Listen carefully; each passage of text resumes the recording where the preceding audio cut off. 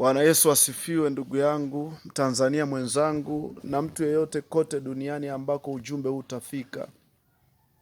Wakati huu tuko mwishoni sana, tuko katika siku za mwisho.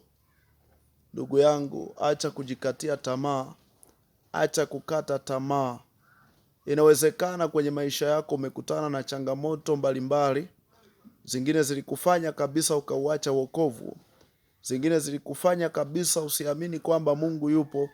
Zingine zilikufanya kabisa ukaachana na mambo ya watu wanaohubiri kwa habari ya kwamba tubuni, kwa maana ufalme wa Mungu umekaribia. Nataka nikuambie hakika yake mpendwa, hukumu ya Mungu ipo kwa wale ambao hawakumwamini Yesu Kristo kwa Bwana Mwokozi wa maisha yao.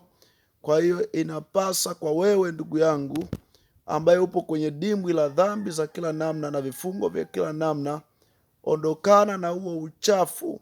Dunia na mambo yake vinapita, rafiki yangu.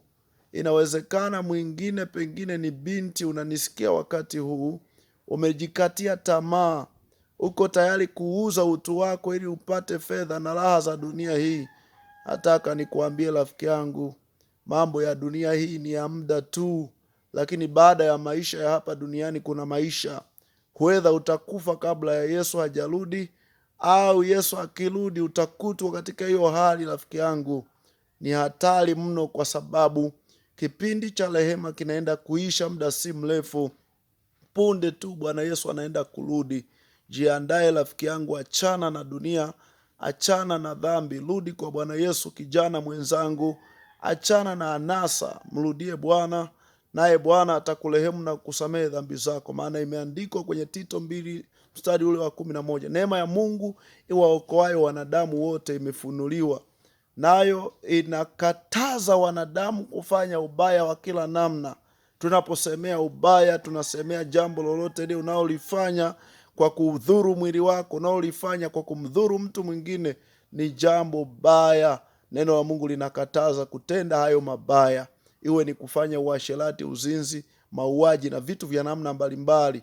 Hivyo ni vitu ambavyo ni vibaya. Kumwaga damu za watu ni mambo mabaya. Neema ya Mungu imefunuliwa, inawakataza wanadamu kufanya mabaya. Acha mabaya rafiki yangu, mrudie Bwana na utakuwa salama maishani mwako.